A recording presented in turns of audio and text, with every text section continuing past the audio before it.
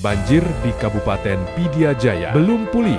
Sampai hari ini, 6 Desember tahun 2025, genangan air masih kelihatan di mana-mana. Dan yang bikin hati kayak diremas.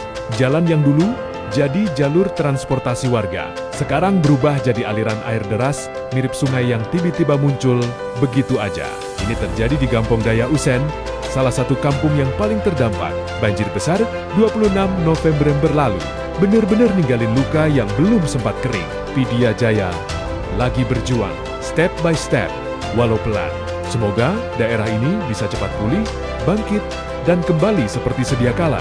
Karena di balik air yang belum surut, ada harapan yang masih bertahan.